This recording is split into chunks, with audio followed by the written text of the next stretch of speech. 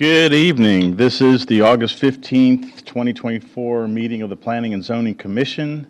The time is 6 o'clock. Our first order of business is to convene into our work session. We'll reconvene in our general session at 6:30.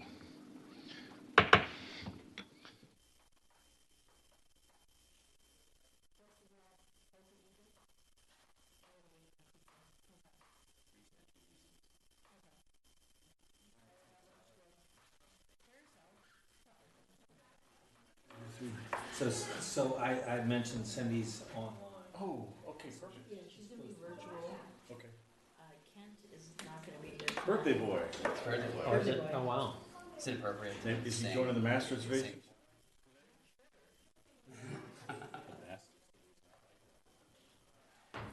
We're still missing Glenn. We'll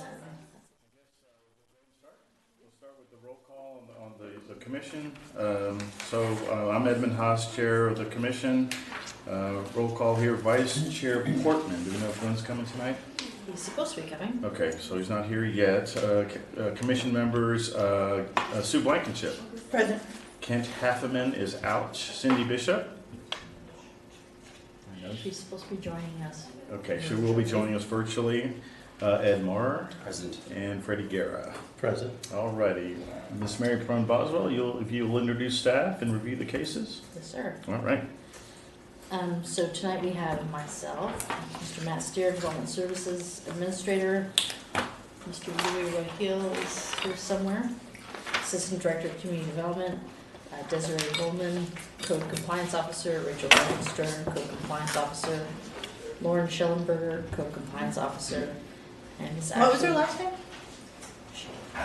Schellenberger. Oh, it's Sully. Is it Sully? Schellenberger, it's a little long. I was seeing if she pronounced it right. It's a test. Ms. Ashley Owens is joining us this evening. Hey. Welcome back, Ashley. Thank you. Thank you for having me. All right, so there's one item on our agenda this evening. So it's a short-term rental request at 619 Open Drive. So as you know, back in May of last year, City Council changed the process to have an STR. So you have to go through a special use permit process now. So with this particular case, Cindy's on there. Okay. hey Cindy. Hi, Cindy. So with this particular case, it's in a plan development, so we're just amending the plan development, so it's the same result. Good. So this will actually be our fifth STR to go through the process. So this particular property is owned by Mr. Young, who's owned it since 2012. He's got a homestead exemption on it. He's looking to rent out 4 of the 5 bedrooms with a maximum of 8 guests. He's indicated that this is his permanent residence. He does travel a lot, and so when he's traveling, I believe his son will be staying there and acting as the property manager. This residence backs up to the floodplain, so that part of there's a big portion of the backyard that's in the floodplain that is not fenced in. So in terms of parking for this property, there's 2 in the garage, 2 in the driveway, and then whatever on-street parking is available. But if he's there or his son's there, that takes up one of the spots, right? Yes. So, as I said, he's looking to do a short-term rental for the 5 rooms. So guests would have access to the entire house. So there's living room, family room, game room, kitchen, laundry, dining room. On the exterior, it's got pool, outdoor kitchen, eating area, children's play area, pool, and basketball court.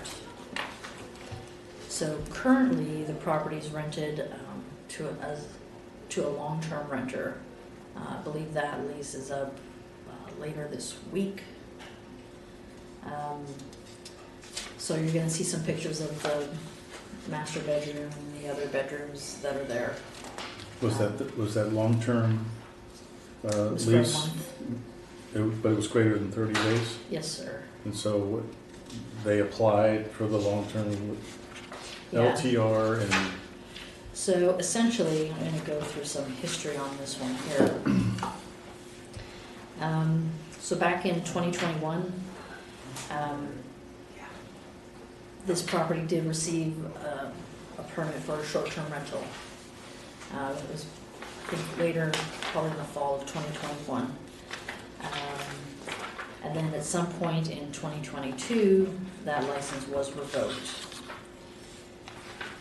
So it was determined that this was not the primary residence for the property owner at that time, because he had posted that on his Airbnb, reviews and stuff like that.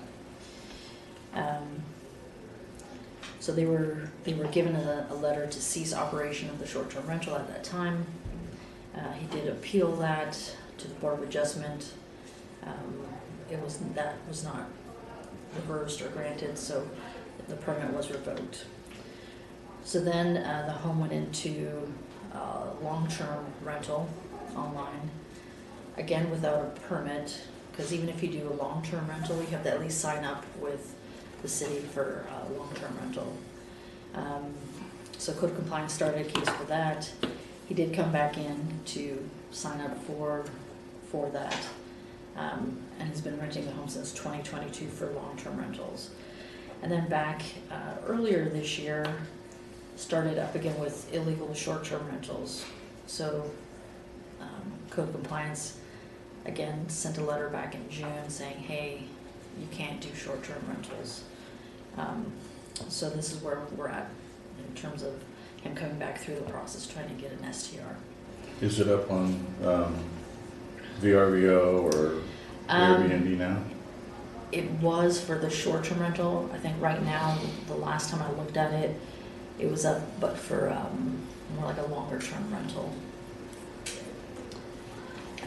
Code Compliance had also issued letters for delinquent hot taxes in the prior STR, but they were subsequently paid.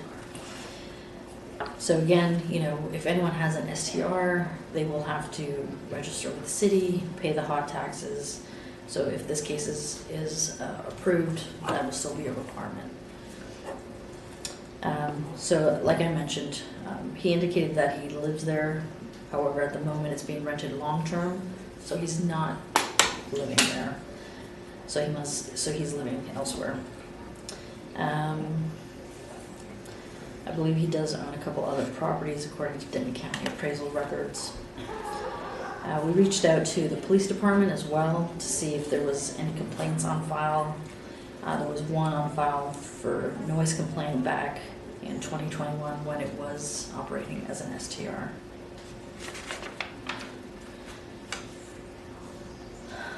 So again, this is a zoning change request.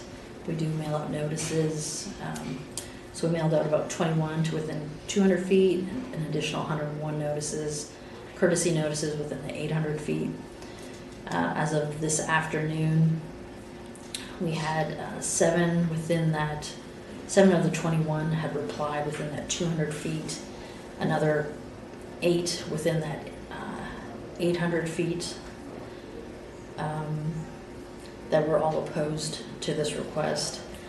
We did also receive an additional, I think 5 or 6 outside of that 800 feet that were opposed, and we also received another 5 outside of that 800 feet that were in favor of the request.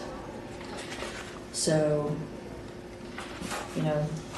based on the information that staff had, we're unable to recommend approval of it, but should the commission choose to recommend approval, we do have conditions that we would ask be applied to it. Just to let you know that if this, if the item is denied, the applicant does have the ability to appeal it. Supermajority with council. Supermajority, yeah, we would need a supermajority vote at council. Also, if it was, whether it was, even if it was, so they would have to appeal to us to go to council.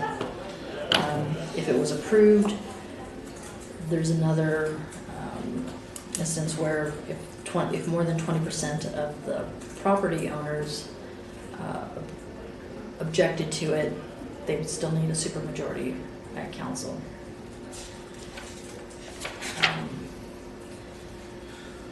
So that's pretty much it. I just have a quick clarifying question. Yeah. If you don't mind. So in the verbiage, it says that he's renting out 4 and there's 5 bedrooms, but on the floor plan, it only shows 4 bedrooms. So I was very confused by it. Is there 4 bedrooms or 5 bedrooms total in the house? So I believe there's 5. I think there's another one, because I think it says office. I think there's another one around there. So I'm not sure if the full It's just, plan I didn't know if he submitted this floor plan, you guys had this floor plan, or where the floor plan came from? Yeah, But it and- only shows 4 bedrooms. And I'll let him kind of explain Okay, that. that's or fine. if I it's just fine. didn't know if I was missing something. Yeah. Okay. Mary, I have a question too, just in regards to his son living there.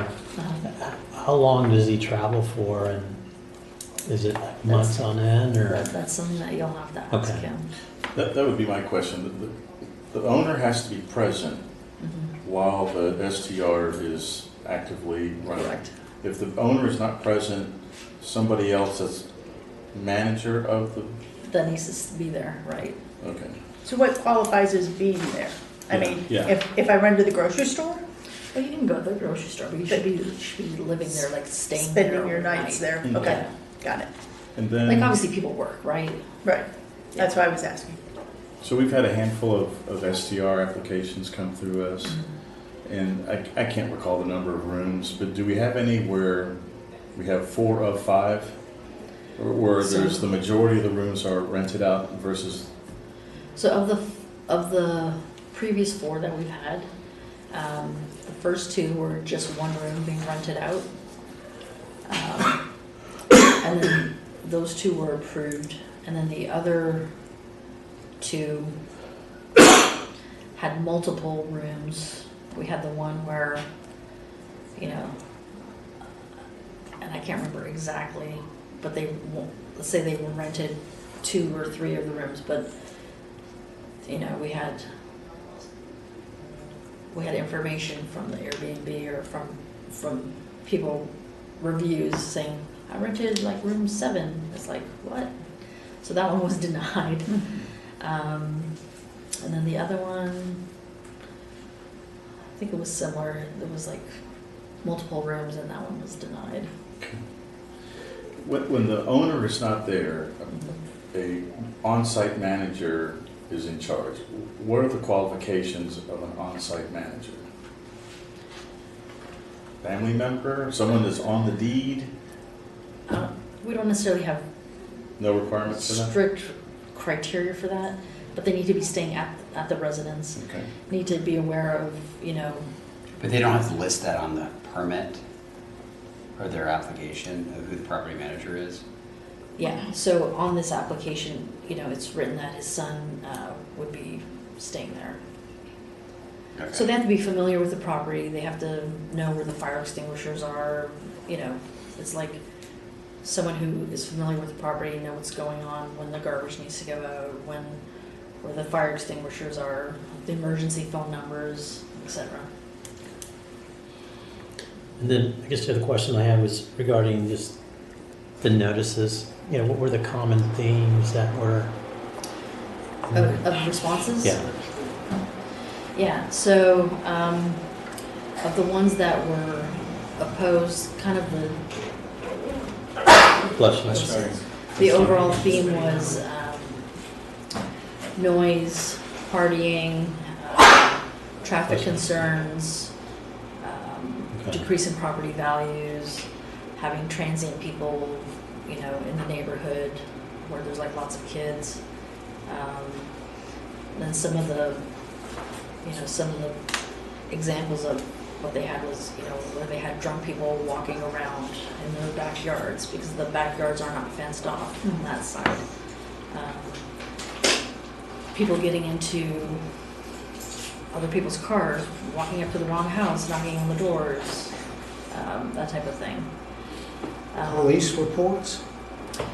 The only police report that I had was on a noise complaint. For the ones that were in favor of it, it was along the lines of, you know, provides, I think like one of the people that responded was, you know, we had to have work done to our house, and this allowed us to stay in Coppell for our kids to go to school, etc., while their house was being repaired.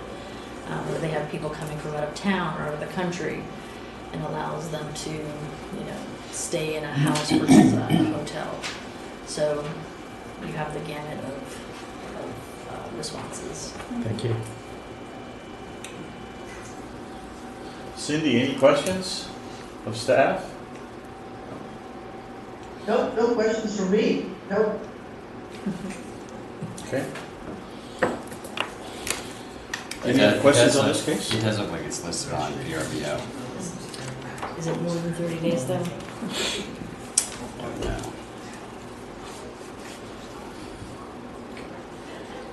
Any other questions on this case? Glenn? No. You're good? Okay. You want to hit council, update on council? So we don't have anything. So the one case, Greystone was withdrawn, so, Matt, did you have? I think, Ashley, did you want to tell them about the boards and commission interviews? Sure.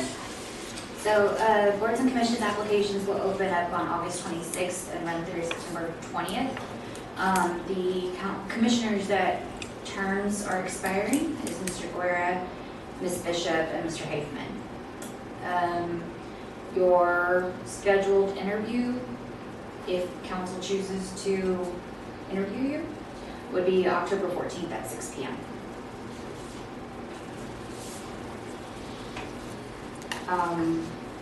But like I said, applications will open on the 26th of August. And I understand in boards and commissions, there's two new ones out at Wagon Wheel. There's a tennis advisory board and a pickleball advisory committee or something. Mr. Bill? Those won't be council. Those won't be council appointed, but Okay. But you still have to apply for it and all that, right? not through this process. Oh, so then it's through the Wagon Wheel. I'm assuming. Okay. Yeah. So you can serve on 2 boards. I got all kinds of Do not time. encourage him. Yeah, I got all kinds of time. Okay. All right. Any other items of discussion?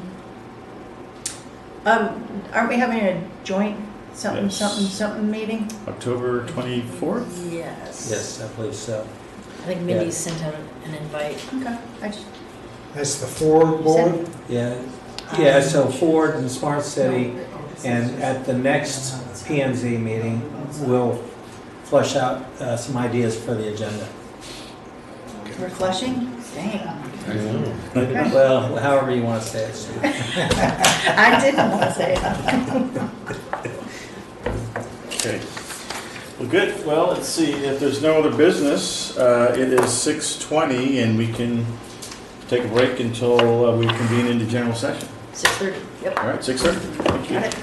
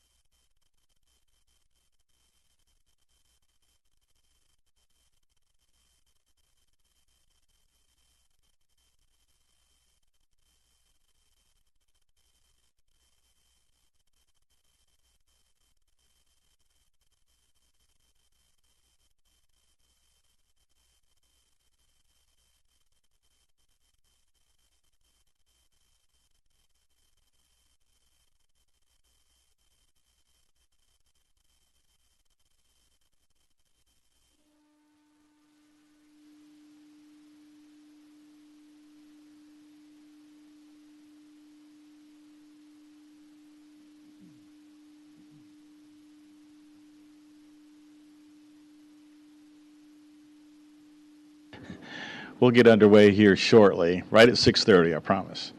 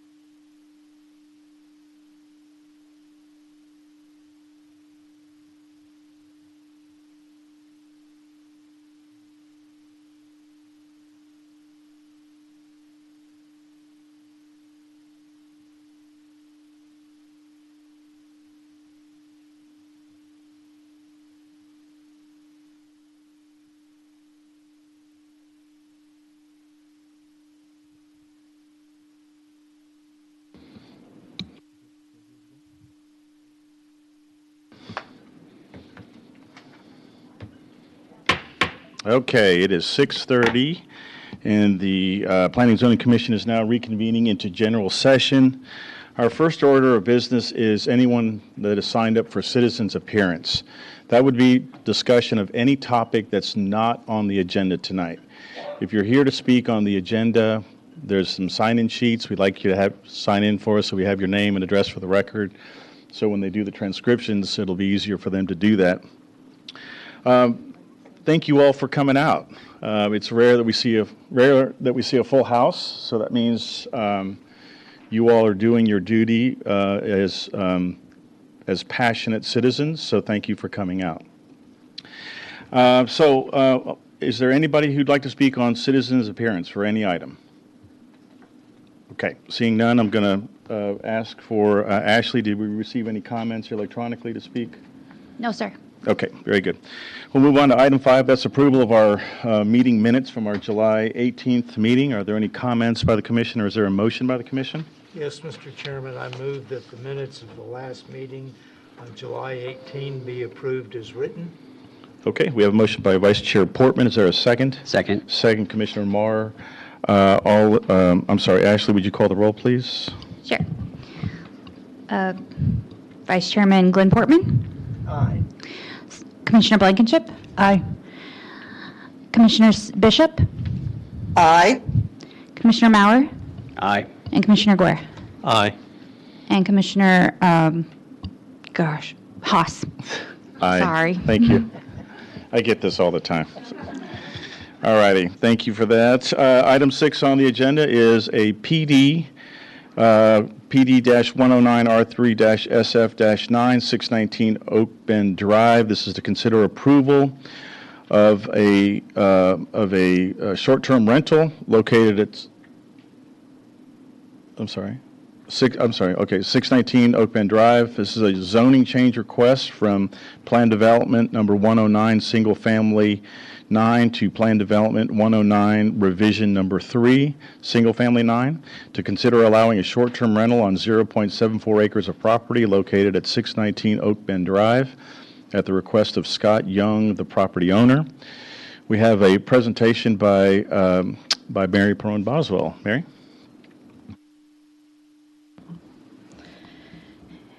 Good evening, Chairman, Commissioners.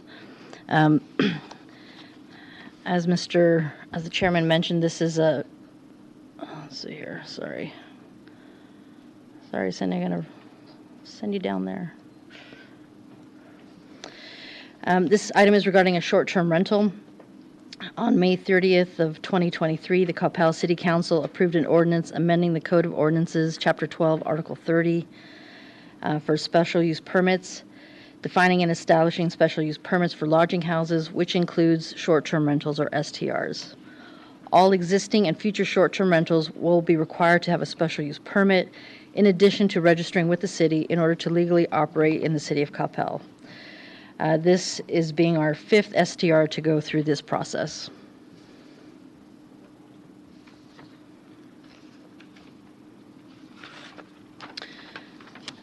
So the applicant, Mr. Young, has owned the home since 2012 and has a homestead exemption. The applicant is wanting to rent out 4 of the 5 bedrooms in the house with a maximum of 8 guests. The owner of the property has indicated this is his permanent residence. He's indicated that he travels a lot and takes care of his mom in Houston, and that his son would be managing it when he's out of town. Typically, a special use permit is required for a short-term rental. Because this lot is currently part of a planned development or PD district, an amendment to the PD is more appropriate and accomplishes the same results as an SUP. So as you can see on the left-hand side, this residence backs up to a floodplain, and that portion of the property is not fenced in. The single-family home has a 2-car garage, and additional 2 spaces on the driveway for guest vehicles to park.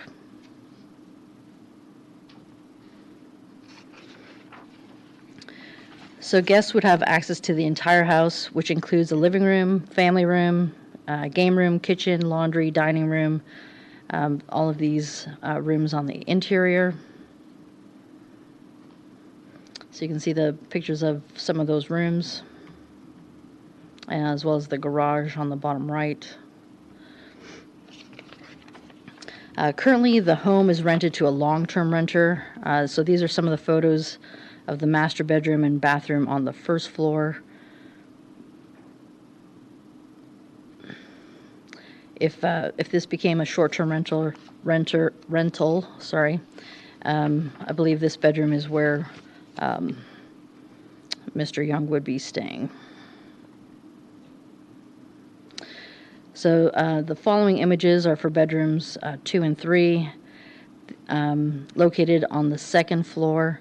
Images on the top row show a guest bed, closet, and bathroom. Then images on the bottom row show bedroom 3 with bunk beds, closet, and bathroom.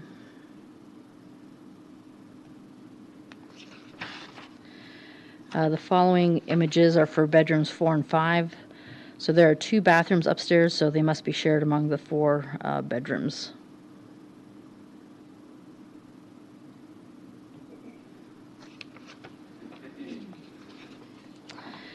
So in addition to the interior of the home, they would also have access to the backyard area, which includes a patio, outdoor kitchen and eating area, a children's play area, a pool, and basketball court. So he's advertised it as a playground property. So here you can see the basketball courts in the top left, in the center, some of the playground equipment, outside patio in the pool, and the outdoor kitchen. So there are no signs on the building indicating that it is an STR. According to code compliance, the home received a permit for an STR back in 2021. It was used for short-term rentals until the license was revoked in 2022 because the property was not the property owner's primary residence, as they had indicated that on their Airbnb listing, that they had moved out. They were given a letter to cease all operations of this as a short-term rental at that time. So Mr. Young did appeal this decision to the Board of Adjustment, where at such time his permit was revoked.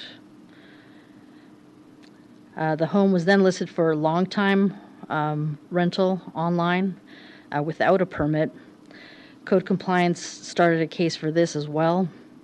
The applicant did come in for a permit and has been renting the home since 2022 for long-term rentals, and then back earlier this year started back up with illegal short-term rentals, for which they were sent a letter in June of this year, and this is why we're here this evening. Code compliance had also issued letters for delinquent hot taxes, which were subsequently paid. Part of the current process for having an STR is registering with the city and paying the hot taxes, which would still be required should this case be approved. Mr. Young indicated that he does live there. However, at the moment, the home is being rented out for a long-term rental, so he is living elsewhere.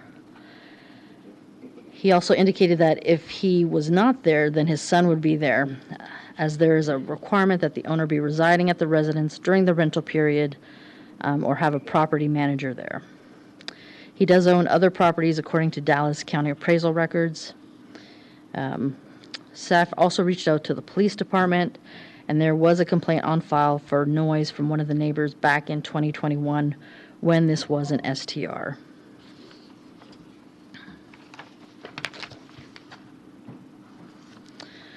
So because this is a zoning change request, we did send out notices, 21 within 200 feet as required by state law, an additional 101 courtesy notices within 800 feet.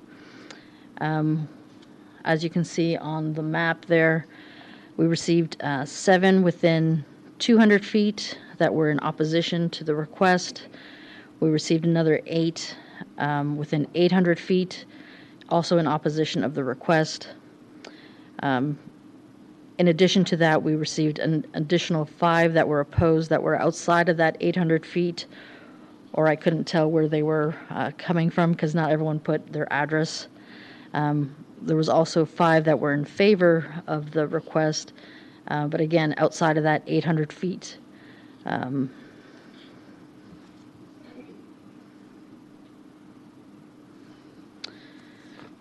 So based on the information provided, staff is unable to recommend approval of this request. Should the commission choose to recommend approval of the request, staff would recommend the following conditions. 1, that they obtain an STR permit. 2, to notify staff of any change of property ownership. And 3, or C as I've listed them, limit the rental to up to 4 rooms for less than 30 days. That is the end of my presentation. I believe the applicant is also here if you have questions or if you would like to present something. Okay, very good. Thank you, Mary. Any questions of staff by the commission? Glenn? Yes, Ed. What is the city's position when the property is currently leased long-term on applying for an STR? So he can apply for an STR. We would say that if he's doing an STR, that they do the STR, not, you can't flip-flop back and forth. So if you want to do an STR, you're doing the STR. You're forfeiting that long-term rental portion of it, unless you want to give up the STR. So if it's currently leased long-term... It's leased till the end of the week, I believe. Okay. Thank you. Ed? Yes, Mary, just curious, on letter C, what's driving the limiting the rental for 4 rooms? So it's 5 rooms. He has to live in one of them. So prior to coming out before you, we met in pre-session to review the cases, and one of the questions I had of staff in pre-session was, of the STR applications that we've received this year, the number of rooms that have been available for rental. And what was it, Mary, of the 4, 2 had 1 room, and the other 2 had multiple rooms, 3 and 4? Multiple rooms. Okay. The other question I had was clarification on the owner's presence during rental, that is physically being there, or someone in charge, a property manager in charge, and you said in this case it's his son that's physically there at the site of the STR. Okay. The only other question I would have of staff is, was the application filled out correctly? No Yes. Statements that are not true? Everything is correct on the...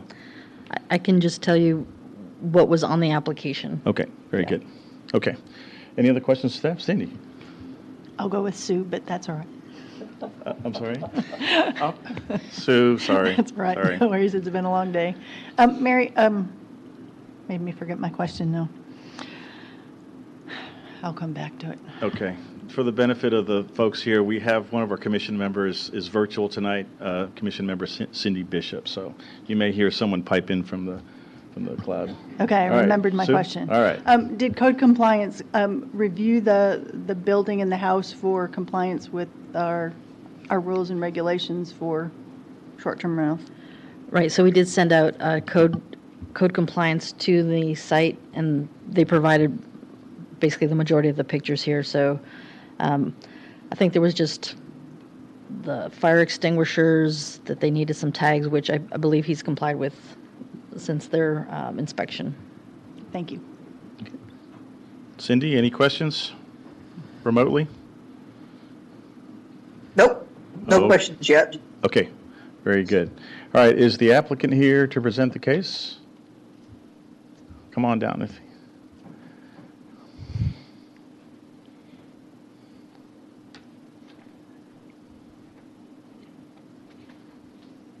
I could get your name and address for the record.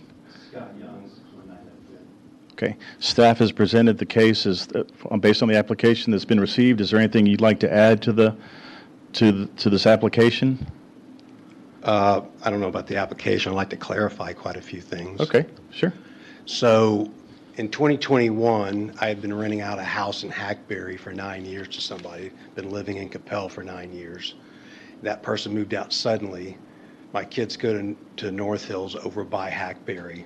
My wife had always wanted to move back over there. We've been having, I don't really want to air my dirty laundry, but at this point, to explain the stuff I'm going to need to, issues. I'd already had an apartment, so I said, let's go move over there, even though I wanted to stay at an Oak Bend.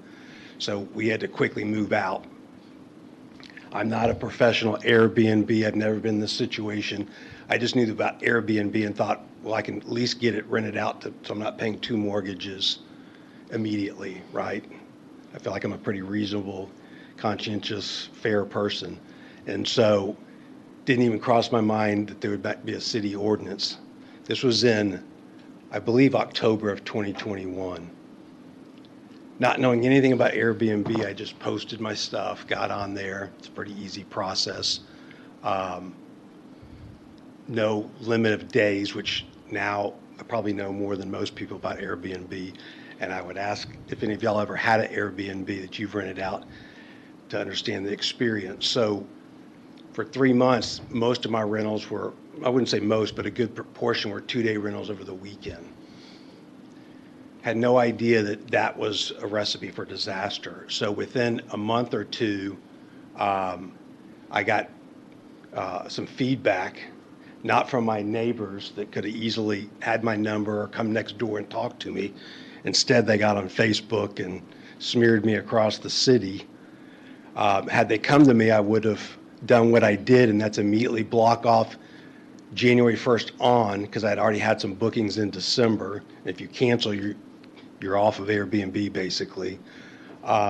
So I try to be very considerate and let the neighbors who were communicating with me know, sorry, I didn't know it was going to be like that.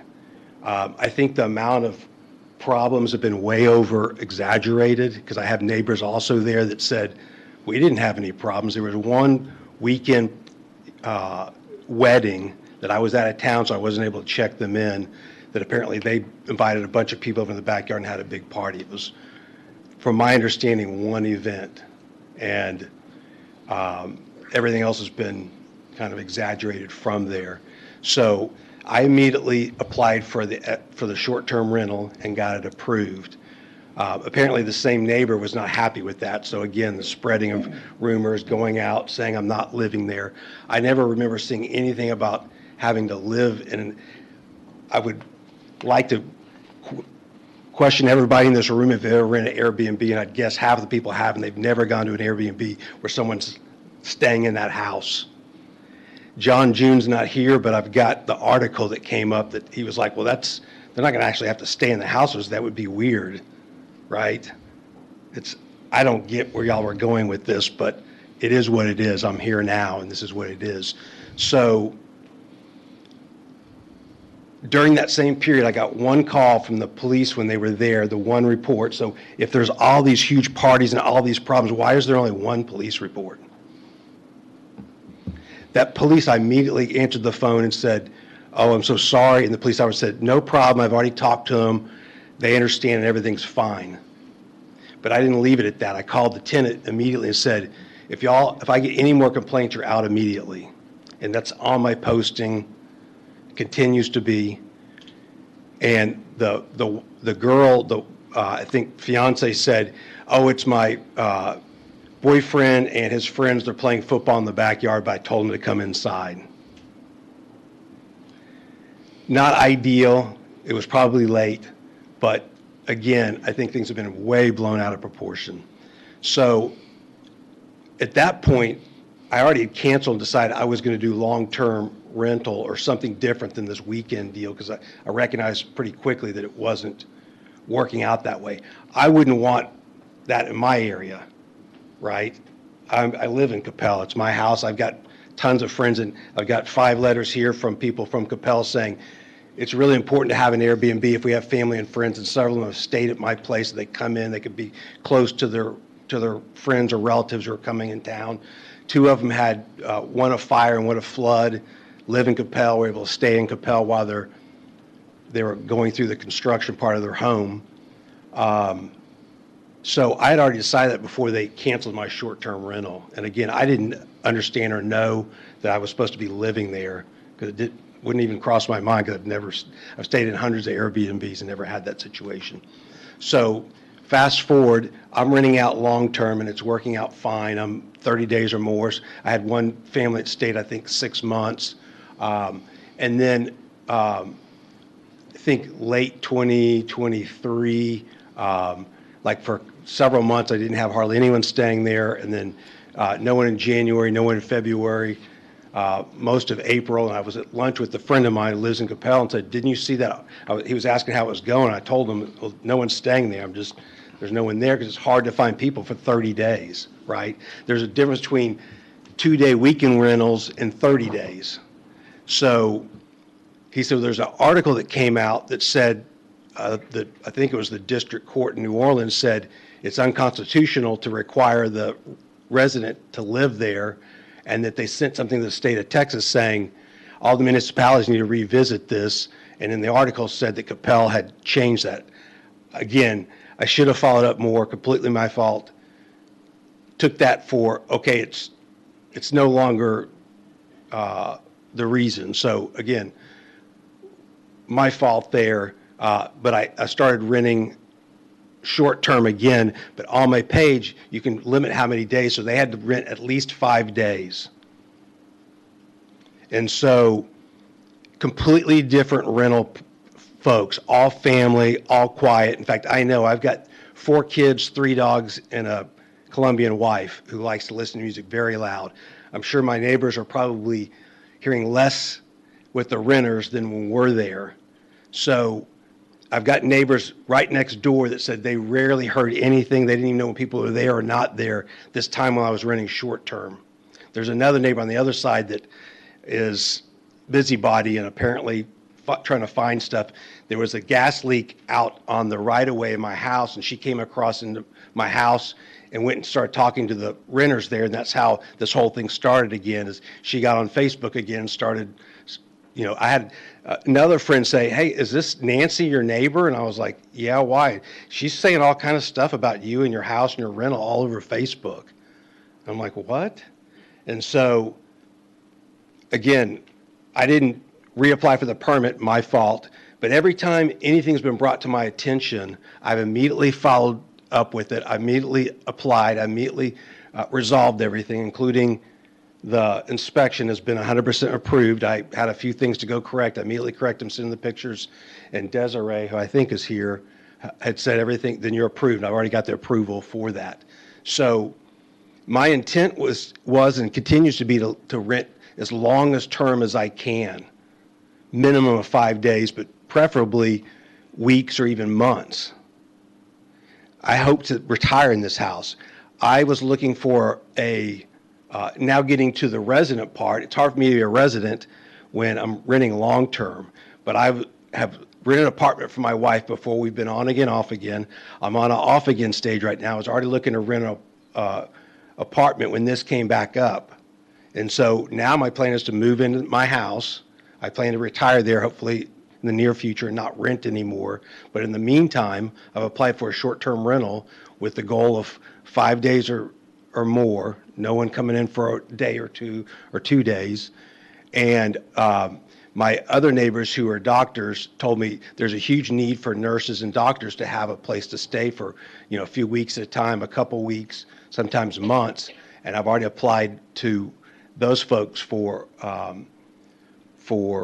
references and those kind of things on the property. So a lot of what's been stipulated or said is without a lot of this background information of, I'm not saying I'm going to be a resident, I'm going to live in the house. My son lives 10 minutes away over in Hackberry, and when I'm not here, he'll stay there. I've already talked to him. I do travel to Houston. My mom's 85 with dementia. I'm trying to spend as much time as I can with her. So I am out of town, but I've already got a backup. If I was granted the STR before, why wouldn't I be granted now? I'm not sure why a recommendation would come in when I followed every step of the process they've asked. And if it's there in the regulations, I'm following the regulations, why would you recommend me not to get it? That's all I have. Any questions of the applicant? Just a real quick one. Sure. I was a little confused on, is it 4 bedrooms or 5 bedrooms? Because the floor plan we were provided, but the pictures look different. So. Yeah, I'm not sure whether, I didn't provide the floor plan, I Okay. don't think, but it's 5 bedrooms. Okay. And I don't plan to, in the application it says, how many rooms would you like to rent out? Well, if I get a family that needs 4 bedrooms, I would rent it to them. But again, my plan is 5 days minimum or more, and probably more nurses that are coming in or doctors or people who need a short-term place to stay. But if a family needs 4 rooms, I'll rent 4 rooms. My goal is not to fill up, I'm not out to make this a money-making venture and fill it up. Anytime there's been an issue, I've quickly pivoted to try to be considerate of my neighbors. And again, it was probably 3 months of going back to short-term before this even came back up. So there couldn't have been that much issues because, believe me, that neighbor would have gotten on Facebook right away and started raising. The only reason it got back up is she came over during this, when the police and the fire department, everybody else came in front of my house and came over to my property, started talking to them, and then started talking to the person who was renting my house to find that out, and then immediately got on Facebook and started this whole smear campaign of things that just weren't true of my situation. So do you currently live in the house? No, I have. You're in the process. Right. So I have had renters, including this. One of the letters here is a friend of mine who has a friend from Germany that's been renting it for 32 days. But sometimes people are 28 days or 18 days. It's totally different than 2 days. I don't know how if y'all had anybody that ever rented Airbnbs during y'all's discussion when you came up with these rules, but something more reasonable would have been minimum of, if you have an Airbnb in Coppell, you have to have a minimum of a week, 5 days, something like that will totally change. And I've only figured this out through experience. Totally change your renter profile. So I've had very, very thankful people that have had fires or floods or family in Coppell that have come and rented it or just needed a longer term or 2 or 3 week place to stay, and it's been a godsend for them. So. And you mentioned when you're away, your son will be there on site. Correct. I talked to him and explained that. And how old is he? He's 24. Okay. And how often are you away? It depends. Sometimes not that much. I'm trying to regularly go twice a month to go see my mom in Houston. She's literally forgetting the grandkids at this point. So when she forgets I have 2 brothers, and they visit also. One's in Houston and then one's in California, but we all try to get out there as much as possible. And so, it may be 6 months, it may be a year before she's just not remembering us. So right now I'm trying to spend time on there, and then I do business travel and personal travel. But, majority of the time I should be there. But as a backup, I talked to my son specifically and said, you're going to need to come stay there. He loves the house. We all love the house. Frankly, one of the reasons we moved is something that happened to my daughter that she wanted. It's one of the reasons. There's a lot of reasons to get back to school. But suffice to say that he has no problem coming and staying there. Is he here tonight? No, he's not. Okay, because I want to ask his experience serving as on-site manager while you're away. I mean, What experience would there be needed? You're dealing with folks that are there, short-term rentals, kicking people out, addressing issues, addressing neighbors. What does that look like? Well, in 2.5 years, there's been one police report, so there's no kicking out. Okay. There's not been an issue. That's my whole point. It's been kind of crazy. The whole context of No, the I application. understand. Yeah. But he's a mature. He got his MBA. He's working now full time, and he's a good young man. So he would be there and deal with whatever issues might come up. But again, it's not cheap. We're in a nice area. You're not getting riffraff. My issue in 2.5 years ago, for 2 months, in the very beginning of this, was just ignorance on my part.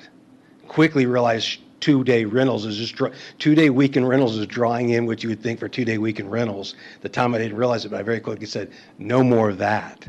And since then, again, this neighbor that's complained went 3 months without knowing I was doing short-term rentals. So And you've owned the property for how long? Since 2012, a long time. Okay. Thank And you. love Coppell. I love the house. The only reason I moved was my wife. It was her preference. I was trying to. Okay. Questions of the applicant? Yeah, a few, go ahead, Ed. Sorry. a few questions. So if I could get you addressed a couple points. So you mentioned in 2022, when the permit was revoked, you didn't know about the stipulation about being on site. Correct. So when you started renting it long term, the staff report indicates you didn't have a permit, and so if you could address that and what you knew at the time. 2, it also mentions you were delinquent on the hot taxes. If you could address that, and then I guess lately it was illegally listed and then since removed. So if you can add some context to that as well. Absolutely.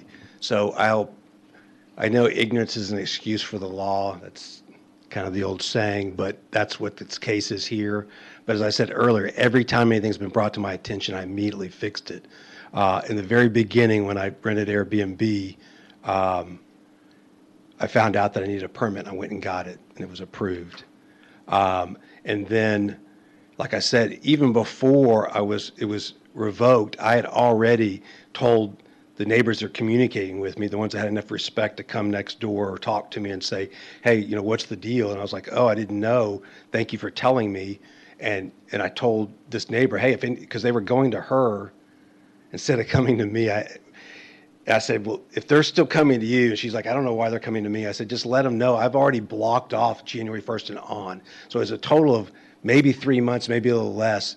A month and a half or 2 months in is when I found this out, and I just couldn't cancel those, but I respectfully went out and blocked everything off. And so proactively trying to solve the problem, because once I heard that, they're having parties and stuff, I'm like, well, I wouldn't want that. So I wouldn't want them to have that either. So I tried to fix that. And then long-term rental, I mean, you rent a house, you don't get a permit. So again, ignorance on my part, but I just didn't know. But as soon as it was brought to my attention, again, I went and got it approved, had an inspection, had a couple of issues, got them fixed within the week, sent the photos and got it all approved. Everything good, renting long-term again. And then, like I said, I went through this really long spell where I wasn't renting, and it was brought to my attention from another Coppell resident that the regulations had changed. And so at that point, the only thing that had changed was me not living in the house. And at this point, I had already got an apartment to come back into my house with my wife. And so if I don't need to be a resident, then I didn't see hindsight's 2020 now. I say, well, I should have come and gotten a permit, right? But I changed my setup to the 5 days, which, you're not going to get as much. I had spells where I didn't have anybody, but I didn't care. It was more about respecting the neighbors and having good tenants, checking them in, ensuring, again, on check-in that they know 100% if there's any noise issues at all, they're kicked out immediately, putting it on the site, sending them before they book. They request a book, and I send back saying, you'll be approved, but I need you to confirm that you understand there's no parties, there's nobody that's not staying at the house, that any noise issues at all. If I get any complaints from my neighbors, they're my friends. I'll know. You'll be kicked out immediately. I can show posts of those, everybody that rented the house. That's why there was no problems, because I took more control of it. I understood better. I learned from the early experiences. So again, all three of those are my fault in hindsight, but they weren't intentional. And as soon as I found out, I immediately addressed them and went to try to get them fixed. So, okay, so in terms of the last listing of it, so when you listed it, were you living at the property? When I listed it, when? So the staff report indicates that recently it was advertised online, but it's since been removed. So when they notified you, were you living at the property? When they put the sign in my yard? I'm sorry, I'm just trying to figure out what So Mary, you may need to add some context to that. So earlier this year, it was brought to our attention that they were doing short-term rentals without going through the SDR permit process. And code enforcement did go and put a sign in their yard, yes.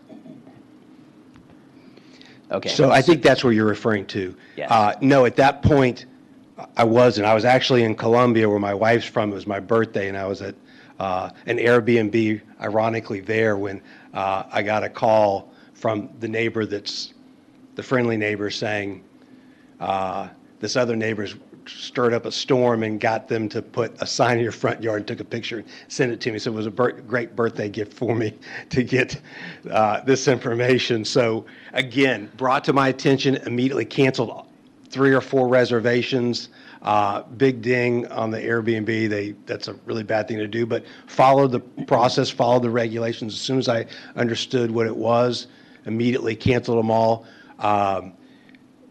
The listings are still out there, but it's 30 days or more. So that's maybe some other clarification that needs to be put out there is you can list it out there. It just has to be 30 days or more. I don't get any requests because 30 days or more is very rare for people to do. That's my issue is if you told me, okay, we're only going to approve you for a 14-day or 7-day, thumbs up. I mean, to say 30 days is just, you're just not going to get, I had a good spell and now again learned that I was just kind of lucky for a while to get some good tenants there, that there's not many people that do the 30 days or more.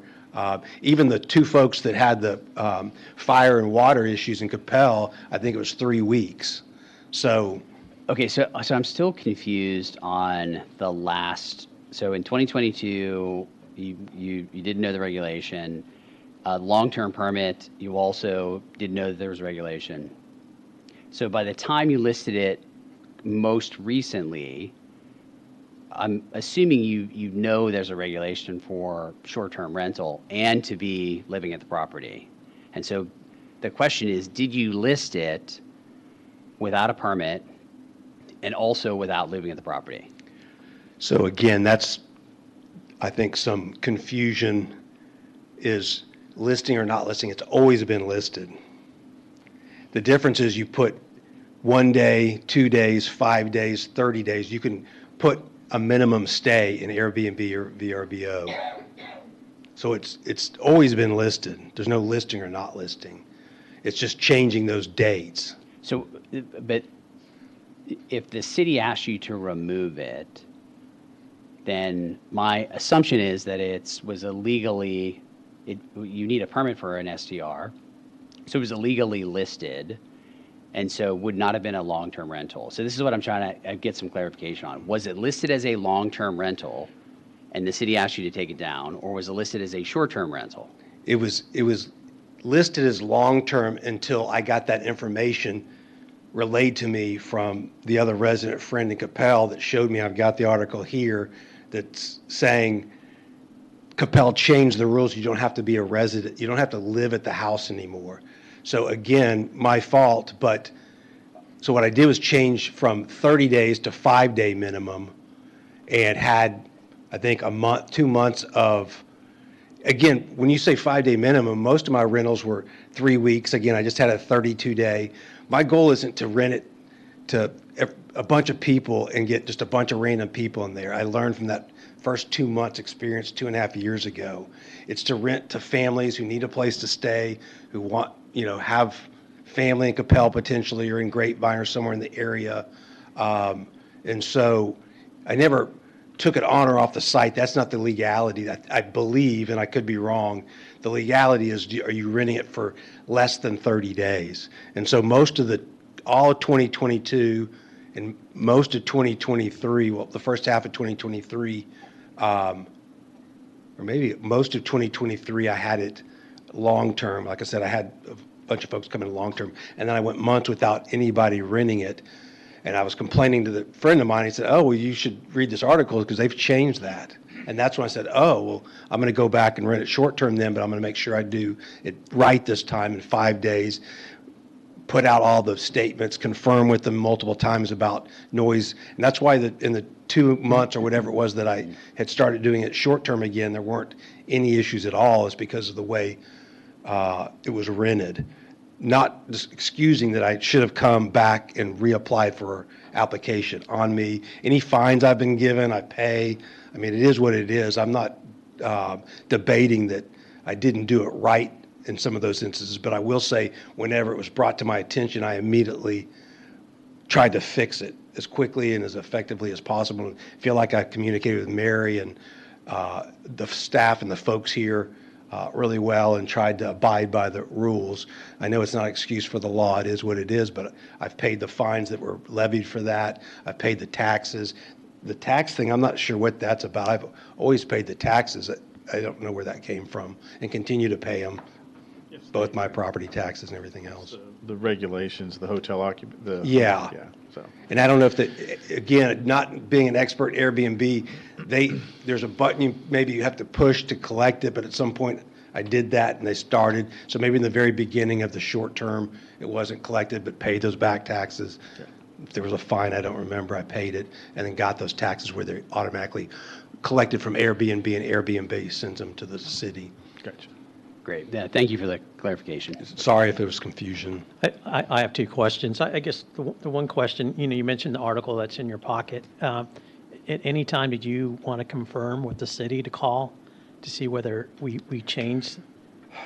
No, I probably should have. It looked pretty clear, but again, you're right. I should have called. I should have come up and clarified with the city that was okay to do. And sorry, and then the other question I had was, when you applied for that first STR, did you sit down with the city and they went through all the requirements? Is that correct, or? I think it's just online, and they send city employees out to do the inspection, and then anything that's wrong you fix and you get back. Again, I've got 4 kids, a wife, I got a couple of companies. I'm not trying to do anything illegal or I'm just living my life trying to get, this behind the scenes kind of gossip on Facebook seems so absurd to me when you can walk into my front door and knock on my door and just talk to me. And I'll respond as a neighbor, and I'm a pretty easygoing person. And in fact, I talked to this woman's husband several times in the backyard. In fact, he came up to me and said, hey, there's a swing that's got a little thing in the rope, you may want to check that out. And I was like, oh, thanks. Very nice guy. See him in the backyard. Never once said anything about any issues, any short term, any noise, nothing. It's one person in particular that's got, I don't know why, because I've been very wronged by this lady. I will not get into that because it's deeply hurtful to myself and my family, but I don't get what she's got out against me. It's just crazy. Good. And any other questions by the commission? Cindy? Okay. Nope. Okay. Mary, point of clarification. An applicant can either have an STR or an LTR, but not both. You can't swap, right? It's one or the other.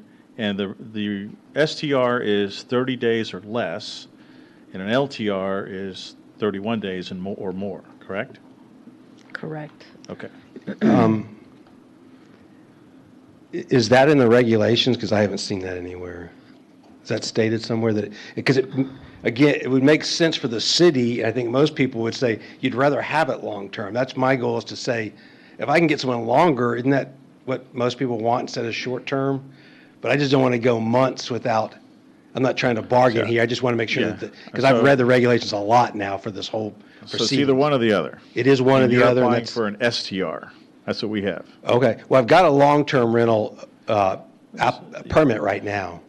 So So I'm not allowed to do, if someone wants 30 days or 31 days, I can't do that I'm with going to an have STR. to either defer to code or staff on procedurally, how would that work? I mean, his LTR expires the minute, if the STR is approved, or how does that? We can confirm with our attorney on that, but essentially, anytime they have a long-term renter and they have to have, and they switch out, they have to have an inspection done. Okay. So there is a little bit of a difference. Yeah. You know, obviously, our preference would be you pick one or the other, but we will double check on that. And, okay, and of the other STRs that have come through either the process after our new regulations went into place, it's either one or the other. There's none that have both. Correct. Okay. And you have to know that the reason the STR and the LTR regulations have been strengthened is, quite frankly, preservation of community, neighborhood. Totally agree, and I'm in support of it. Yeah, okay. That's what I'm saying, like, Okay. it seems like allowing people to do that 2-day, which I learned from, had I been able to speak to y'all while y'all were coming up with this, I would have said, folks, don't let them do less than 5 days, even if you give them an STR. You're just inviting people who are weekend, single folks and young couples that are more energetic can afford to come in for a weekend. Most of them aren't going to come in for 5 days. It's going to be a family. I just learned that. And so I'm trying to work also around what I think is best for my neighbors and conscious of that. I'm a Coppell resident. I don't want, and again, I know that you put up the stats, we sent out these and this many people were against it. Well, if you say, do you want an Airbnb in your neighborhood? I would expect 100% to say no, right? Because they're not considering this, that there's people who have floods and issues or family come in, or if their family came in, they might be the one that said yes because of the convenience. But I would expect most people to say no because, if it's a yes or no question. There's a process for applying for them, and that's what this is. So I understand. We'll reserve the right to ask you any follow-on questions, but I'm going to go ahead and move into the public hearing phase. And so we'll give you probably at least a chance to respond to any of the comments that you might hear tonight, one way or the other. Okay, well, I would like to y'all's have time. a copy. Yeah, You mentioned sure. Okay. Okay, very good. Thank you for your time. Okay, thank you. We have 21 folks signed up to speak. And so the rules of the order here are 3 minutes maximum. We encourage you to be succinct and to the point. Facts, please. As part of your comments there, either pro or con. I will call 2 names, so the next person be ready to come up.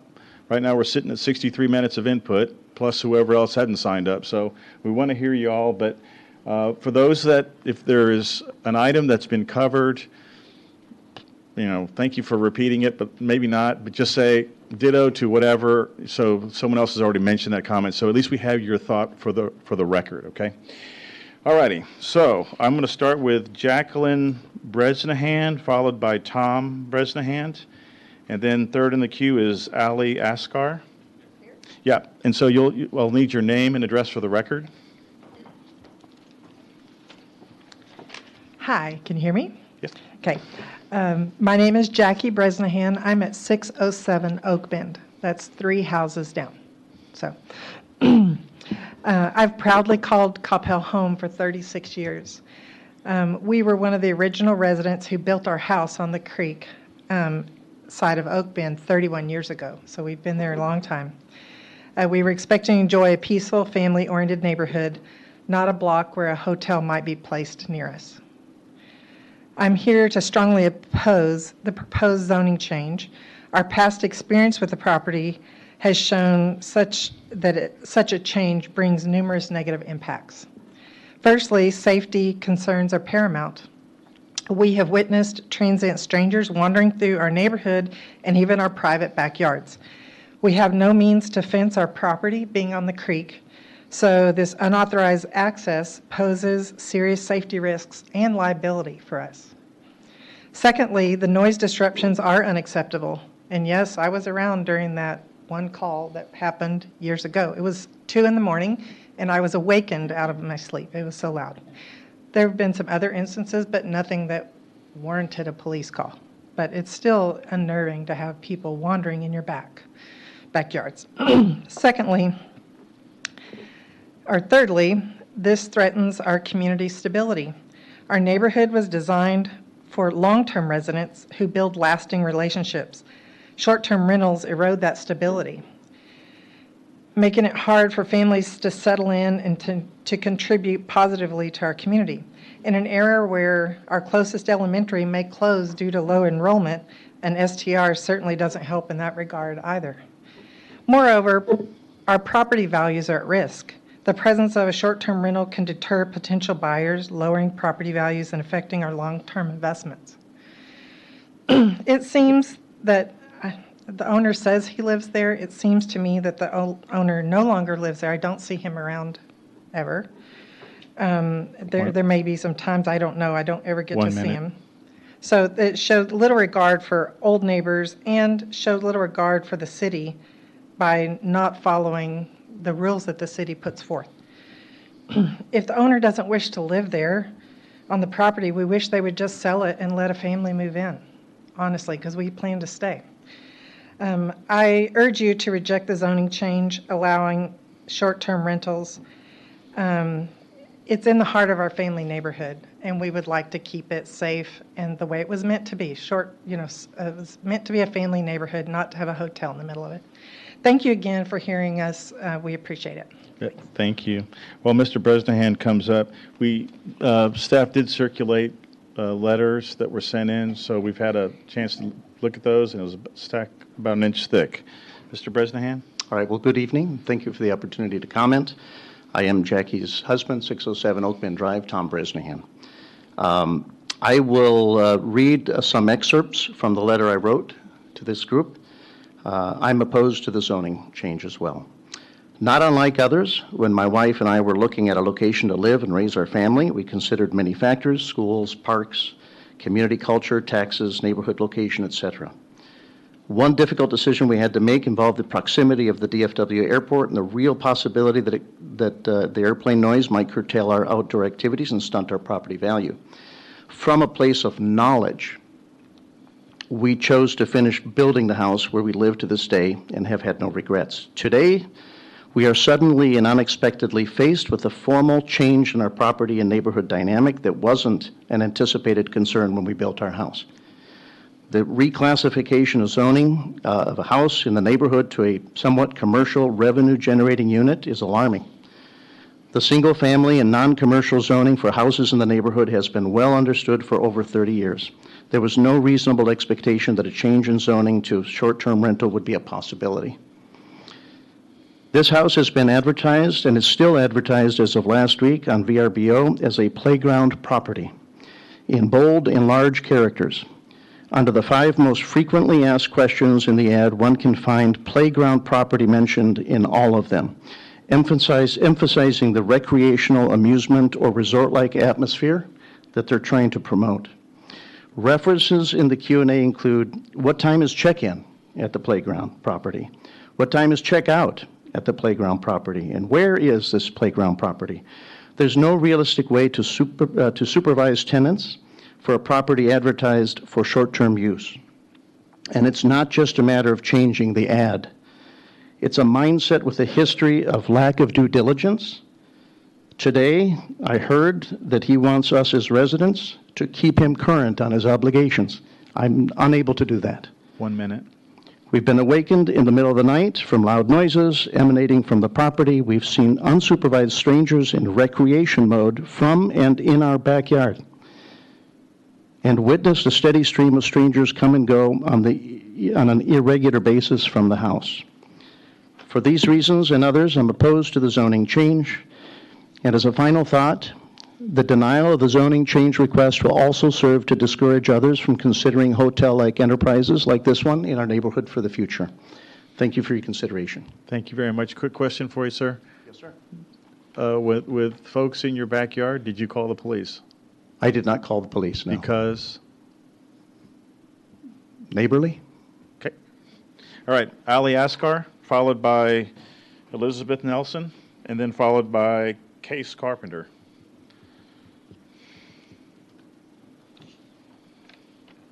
Good evening, y'all. My name is Ali Askari. I live at 104 Branchwood Trail. I'm a 17 years resident in Oak Bend. And originally, when I picked this neighborhood, it was because of the single-family households. And my opposition to this agenda is that Oak Bend subdivision is not designed for the proposed zoning. It is for single-family household only. Parking is an issue there, and parking is an issue there. And if you're driving from West Sandy Lake, coming down east, you only have one driveway to go into the subdivision. Even though there is two. I'm sorry, Chairman Haas, could you pull your microphone? I'm having a really hard time. Oh, I'm sorry. That's right. I'm sorry. Much better, much better. Yeah. If you're driving on Sandy Lake going west, you only have one driveway to go into the subdivision. That means if you live in Branchwood, you have to go to Oak Bend and then turn around and go to Branchwood. So you see, more crowd is going to bring more people in, and there will be more traffic. And just think, at 5 o'clock, when you're coming back home, you have to line up to get into the subdivision. Doesn't matter where you live. And again, and another point is the safety issue. Many of us here, including myself, raised children here, thinking that this subdivision is for single family only. Now, many of us here have children and grandchildren. We've been subjected to more traffic, and that's not fair on all of us here. That's all. Oh. Any question? No. Thank you very much. Thank you very much. So next was, I'm sorry, Elizabeth Nelson, and then Case Carpenter. Ashley, if I could get you to call out the 1 minute. Sorry, thank you. Good evening. My name is Elizabeth Nelson, and my family lives at 618 Oak Bend Drive, directly across the street from this house. I urge Planning and Zoning to deny this request for a special use permit. As you've heard, we've been dealing with some rental issues at this property for around 3 years now, since 2021. I firmly believe that the family and the owner that used to live at this house moved out in 2021, and once they moved out, I've only ever seen the house used for short-term or long-term rentals, or it's vacant. I haven't seen the owner living at this property. We live right across the street, and we can see who's coming and going. The owner's prior short-term rental permit was revoked in 2022, and the owner appealed. I know he lost his appeal and changed to long-term rentals for some time, but then switched back to short-term rentals without obtaining a new permit, and only stopped when he was issued the possible fine of $2,000 a day. The city's short-term rental ordinance states that no person shall advertise as a short-term rental unless registered in accordance with the ordinance. It requires property owners to provide verification that the short-term rental is their residence, and a primary residence is the usual dwelling place of the applicant's residential dwelling that must be documented. For purposes of this chapter, a person may only have one primary residence. The owner's written the city that he's the only resident living at the house, but that he spends a lot of time away. And in 2021 said he was basically renting the house on the weekends when he's out of town, and signed a statement to that effect.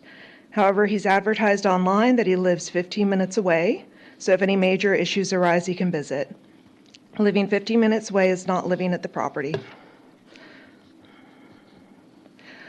I don't think the long-term renters who are 30 days or more have been an issue. To my knowledge, they've been quiet and treat the neighborhood with respect.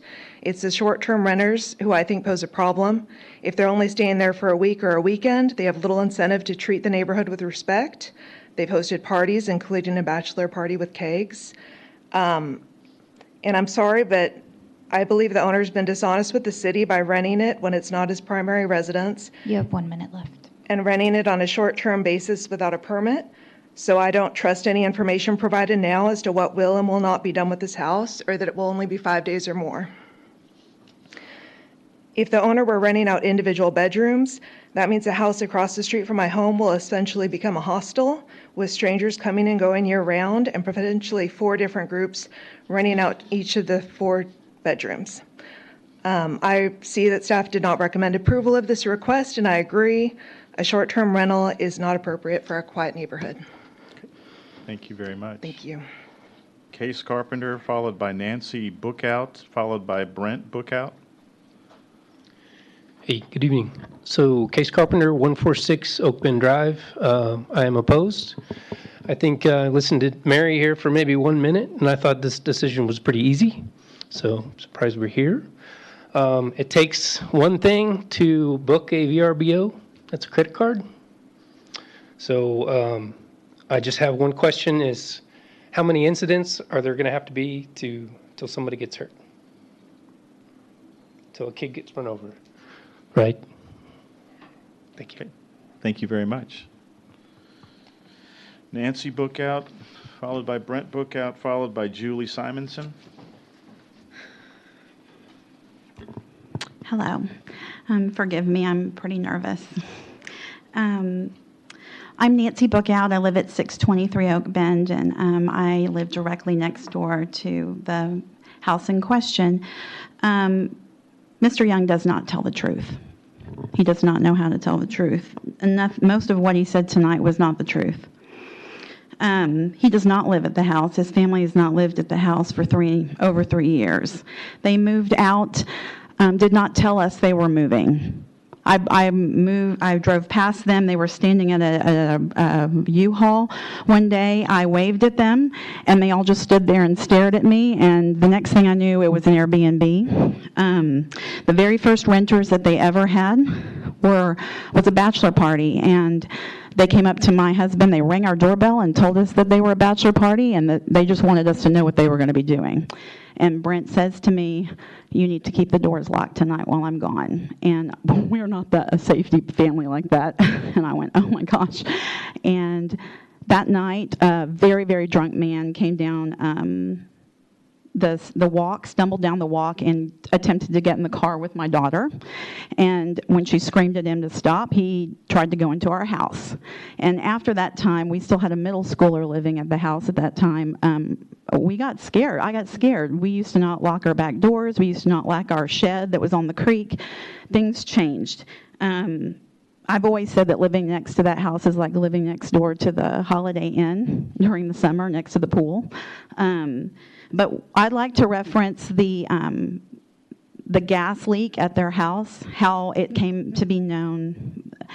One of my neighbors was walking, and she texted me, and I don't know her. And she said, Nancy, it smells like gas outside your house. So I called the non-emergency line. My husband was gone, and they said, you need to get out, get your kids and dog out. So I did. And the firefighters came, and they walked up and down the street, and they determined that the smell was coming from the meter at my neighbor's house. I stood over in front of my house with my dog, and in order to be able to hear what he was saying about the leak and how it was going to be dealt with, because I had already heard on our group chat thread from another neighbor that they were out of the country. You have less than 1 I minute. stepped up into the front yard and said, I just need to clarify, is this a Airbnb or is this a corporate rent? Because that's all he has permission to do. And they said, oh no, we're Airbnb renters. But I already knew that. The reason why I had not said anything was because I'm neighborly. All these years, we are neighborly, and I regret that now. But we know that there was a cease and desist sign then that went up in the front yard, and they have been renting their house ever since then. The last renters left on Saturday, and we have video of it. They're walking out with their suitcases. And I'm not okay with it because we have to live next to it, but it's not right. It's not right that you should say something is your primary residence when you don't even live there at all. Your time has expired. And thank you for listening to us. Thank you so much. Thank you. Brent Bookout, followed by Julie Simonson and Vicus Goel. Sorry if I messed that one up. Good evening. Thanks for letting us be here. My name is Brent Bookout. I live at 623 Oak Bend, next to the property. I think a lot of people have said what I plan to say, so I'll try to be brief. I think, really, they really don't meet the standard of what we're looking for here. So they don't use the property consistent with what the neighborhood was meant to be. And I think that we've already established that they haven't followed the rules. But I'd like to speak more about the fact that, the neighbors have rights here. We should be able to live in our community in a safe, reliably safe environment. When you have people coming in and out, they don't come in with the idea that they're going to, put down stakes, right? They come in to enjoy themselves. And when they have that mindset, they're not as careful as the rest of the neighbors. They don't drive through the neighborhood like we do. They don't pay attention to what's happening around the neighborhood like we do. They have a vacation mentality, or at least a I don't necessarily care what's going on mentality. The other thing, and nobody really wants to live with that, and that's clear. You don't have to look at too many articles to know that people don't want to live next to one of these facilities. They just don't. And I think we have rights in that respect. I would also like to say that regardless of somebody's intentions and what type of people they want to rent to, they can't control that. They can, I love the comment about the credit card. There's no background check. There's nothing that you can do to say that this is a good person or a good family. The people that show up are the people that show up, and they do what they do. We've had a lot of noise, a lot of late night, ruckus. But we don't complain about it a lot. We complain about it to each other, but we're not going to call the police every time. I mean, if we thought we were in imminent danger, we'll call the police. You have 1 minute left. But you just deal with it. But when you can't guarantee that the next renter is going to be safe, you just can't guarantee that. And once they do something that causes a concern, it's too late. So the fact that Scott is willing to, I'm going to deal with it. I'm going to talk to them. I may kick them out. Well, what if they've already hit somebody with their car? What if they already did damage to somebody's property? It's too late. So I'm opposed to this, and I hope that you guys can consider that the rights of that one person or the people that want to rent should not supersede our rights. Thank you very much. Question for you. How many instances have you not reported? Well, the way I wrote it up is just very quickly. In the 20 plus years that I've lived there, in the 3 years that they've done this, I've had more occurrences of noise than that entire 22 or 3 years. It's that common. So, dozens, but it's not horrible, but you never know how horrible the next thing's going to be. Thank you. Ms. Simonson, followed by Vicus Goel, followed by Dwayne Willett. Hi, I'm Julie Simonson. I live at 117 Branchwood Trail. I oppose this proposal. I think the two people who spoke first, Jackie and Tom, I believe, said everything I would have thought to say. But to me, the culture of community is lost with rentals, whether they're short-term or long-term. I have what feels like long-term rentals across the street from me, so I'm not anything to do with this case, but I never know who they are. For a while, there was like 4 guys living there, and they parked every car on the street, like nothing in the back, right? And so there was nowhere for company to park when they came to see me. So just those kinds of issues that you just don't expect when you buy your house in a nice small neighborhood like ours is. It's just not what it used to be, and the more we let things like this occur, the worse it's going to be, and property values are going to plummet. Thank you very much. Question, where would they park in the back? There's no alley. This is the front. No, so the house across from me has a rear entry garage. Oh, sorry. So they could park in at least the driveway if they didn't have the garage free, but they didn't. There was always like 4 or 5 cars out front. Gotcha. Thank you. You're welcome. Vikas Goel, please tell me how to pronounce that. Oh. He was offended, I'm sorry. All right, Dwayne Willett, followed by Mindy Clark, followed by Jack Clark. Hi, Dwayne Willett. I live at 701 Post Oak Drive. We've lived in the neighborhood about 30 years. I'd like to also recommend oppose. I have also opposed granting this motion. So, and I think everything that again, most of the things I would wanted to said have already been said. I agree with the Bresnahans as well. And really, probably the main point is sort of where would this we also chose a house in a single-family neighborhood for a reason. We had options, but we chose it for the type of environment that would be. The community, that neighborhood was planned to be a single-family neighborhood. It wasn't planned for for short-term rental with multi-people there in terms of all the things you've heard, parking and so on. So, and it does change, I think, the character of the neighborhood. And it would be a big change if this was a precedent and the neighborhood became a place where short-term rentals were happening. So I would not like to see that happen. Thanks. Okay, thank you. Mindy Clark. Not Mindy. Mr. Clark.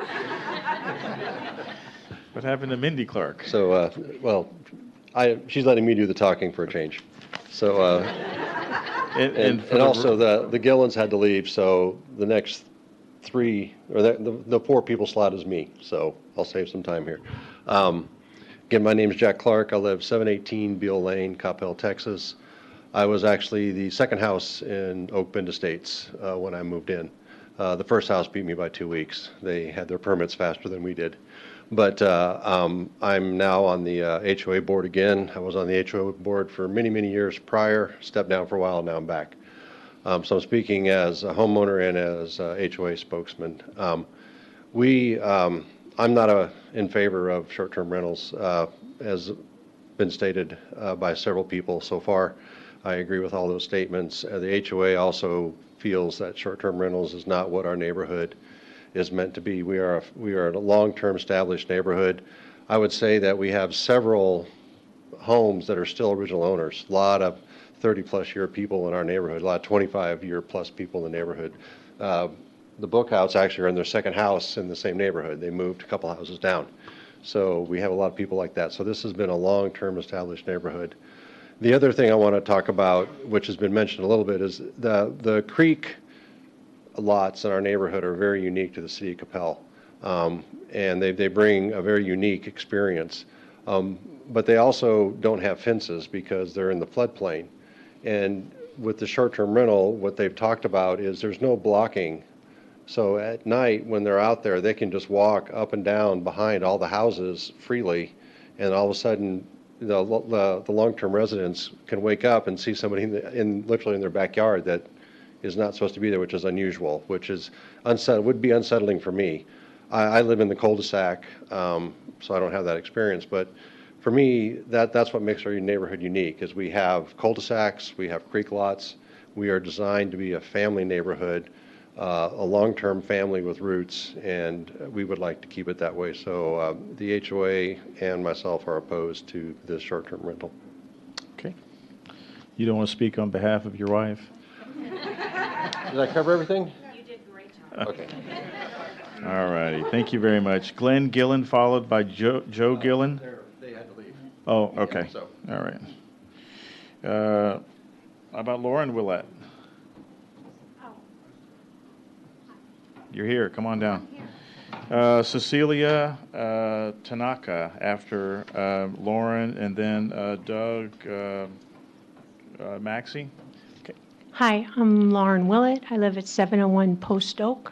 We've lived there 30 years. My husband spoke before me, and everyone's already said my opinion. I'm opposed to having short-term or even long-term rental. I like the family community that we've made in this neighborhood, and I just think frequent turnover of people coming in and out is not what I want, and it's not what I thought I bought when I bought my property. So thank you for your consideration. Thank you. Cecilia or Hitashi Tanaka? Okay. And then followed by, looks like Doug Trevor Maxey, followed by Tina Chapman.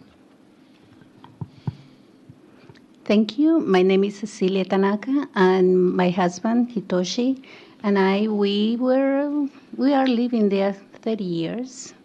And the reason we chose this state is precisely for what they have said: safety, a nice environment, privacy, and the fact that if we rent, we allow people coming to rent, is going to destroy that side, it completely. Children play, go in their bicycles. Safety will not be the same when you have different people coming in and out. Again, even though background checks, we talk about background checks, they are not 100%, how can I say, they are not 100% reliable. Why? Because even though you are committing a crime, let's put it that way, but the police never arrest you, your background check will be always clear. If you come from a different country or different state, will be the same thing. So there are different factors that we have to see, and also the value of the home. If we have, allowing one person to do this, maybe somebody else will do the same. So we will become in a renter state rather than a single family state. So thank you so much. Thank you for listening. Okay. Can I withdraw the application and finish this?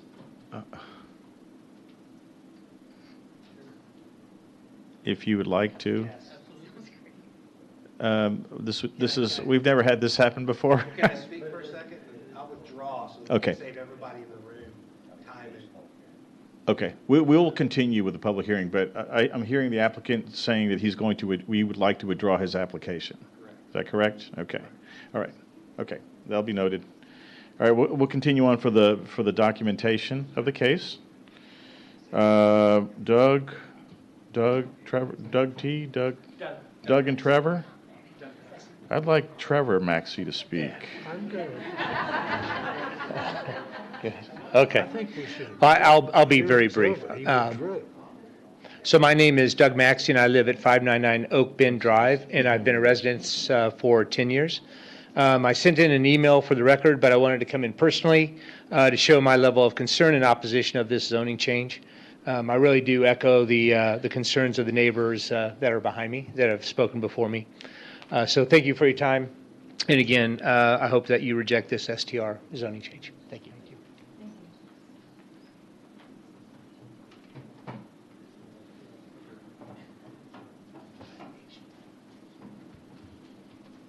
I'm sorry.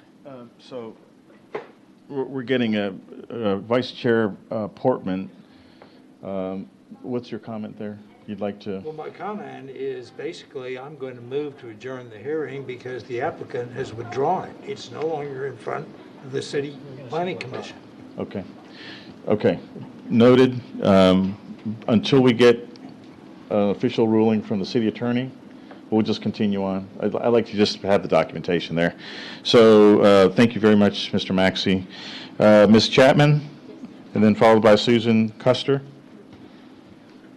Hello, thank you for being here. My name is Tina Chapman. I live at 608 Autumnwood Lane in Coppell. I've lived in this neighborhood for 30 years, and I do appreciate you continuing the hearing because that wasn't a formal withdrawal, so he could always come right back. So I appreciate you hearing the rest of us out.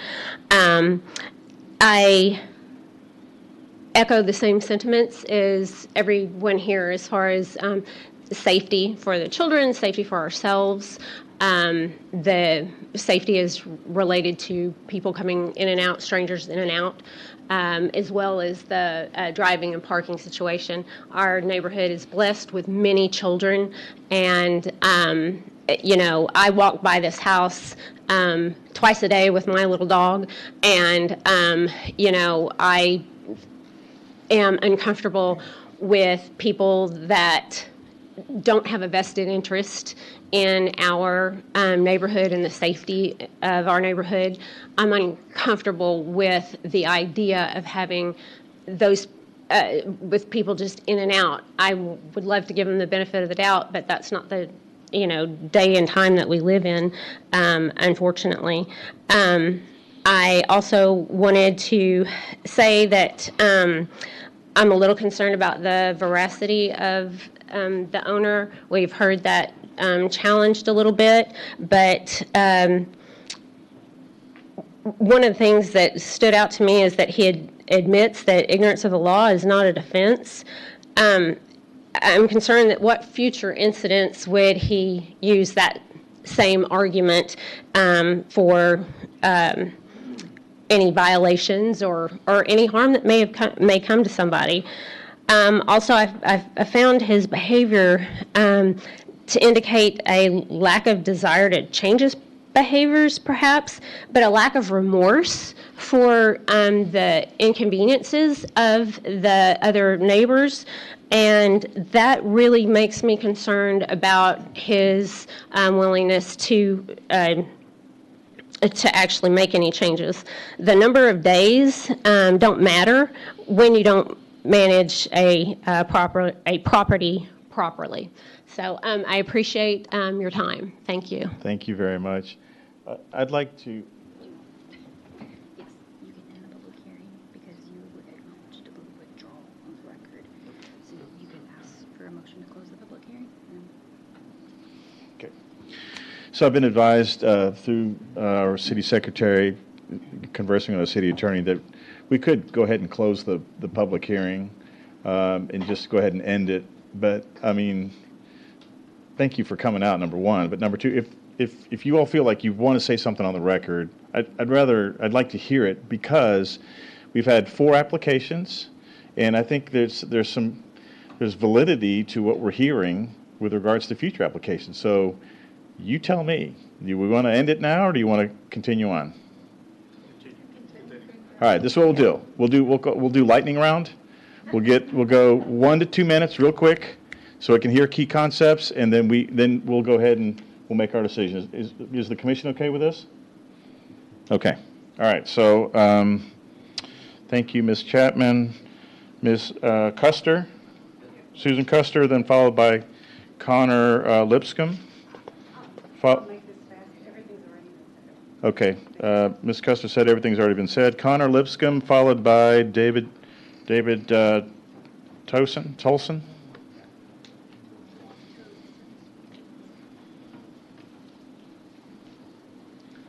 Hello. I've lived in Coppell since '94.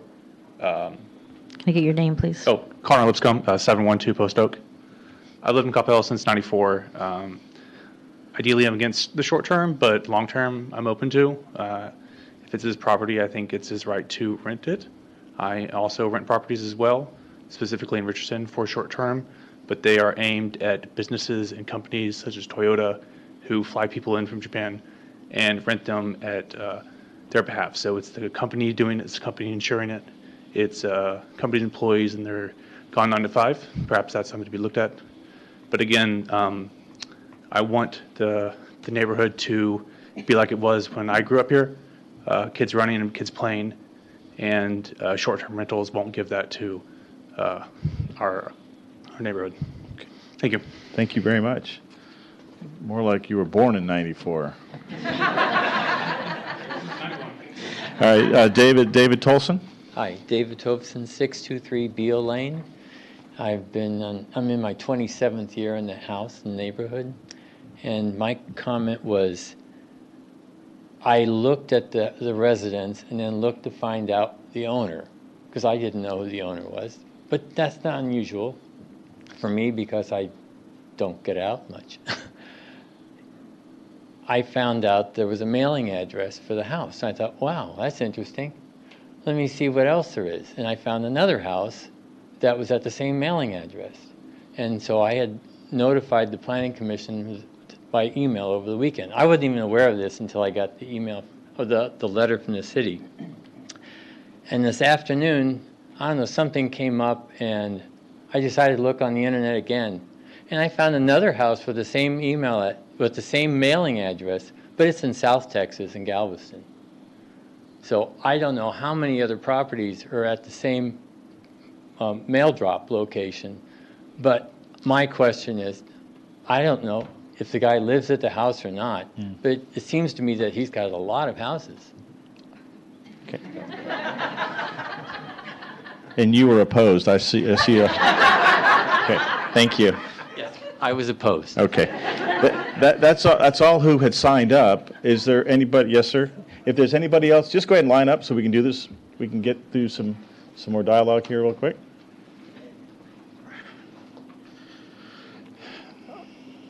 Oh, okay. Yeah, I'll make this quick. Colby Bookout, 623 Oak Bend Drive. So I lived most of my life there. Don't now, but I wanted to bring kind of a unique perspective to this, as I'm also a landlord now, but I also rented for 11 years, moving every single year during that time. So, the owner here is trying to make an appeal here that he is renting to nurses and doctors and those types of things. At the same time, he's running an enterprise here. He's running a company. He's not, renting it for cheap, which is a reason why he is struggling to fill his vacancies. Whereas on the other hand, I'm actually renting as a kind of a service. I have multiple tenants that aren't paying. That's the type of thing that you do to friends who are needing short-term places to live when you have extra rooms available. So, I could be charging the $400 a night or whatever it is that he's doing, but I'm not. So I want to make it clear that he has those options. He also could be renting out for a year, a standard lease, do it at market rates, do those types of options. He's chosen not to out of convenience because he wants to have these multiple homes. He wants to retain that, pool for himself, for his family to go to. And he also wants to make potentially lots of money on it.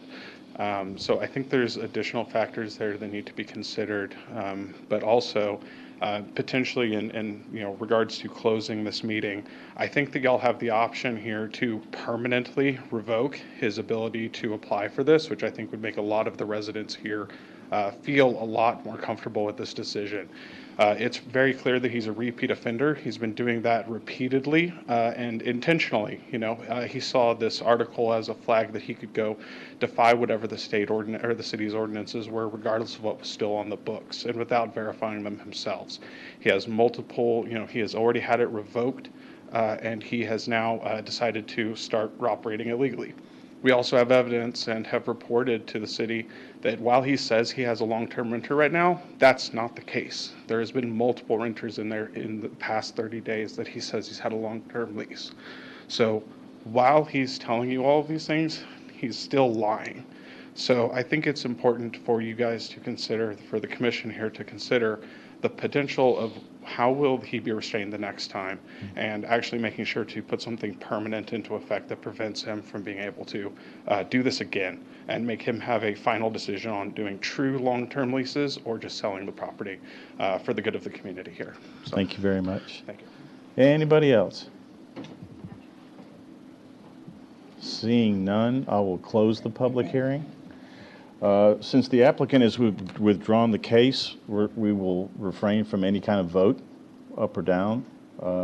But to answer some of the comments, and thank you very much for coming out. We would not know what's going on if we didn't have this kind of input. Just so happened there was opposition. We heard some comments in favor of short-term rentals, how there's some benefits of it, but for the most part, it was opposed. We cannot, we are in advisory role. We make recommendations to the city council. We're not an executive level committee, so we couldn't do that. So with that, I would just say thank you all for coming out, and the applicant, the owner, has the right to apply again, but they would go through the formal process here with the planning and zoning, then on to the city council. So, yes. Yeah, and before we close it, I would like to hear any thoughts by the commission on this so that you all can hear their thoughts.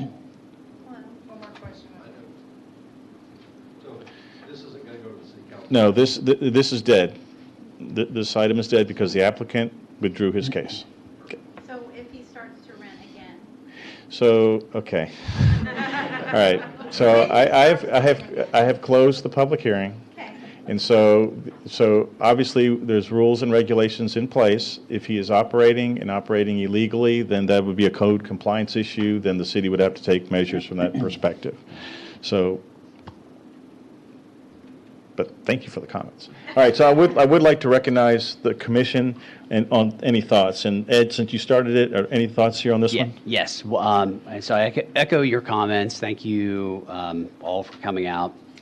I think for the record, I think it's even with the withdrawal, it's important to say that while I understand not having a fluent understanding of all the city code, while that is understandable, when you are renting your home, whether short-term or long-term, you're running a business, and you have people that are not your family in the house, and their well-being is now under your supervision.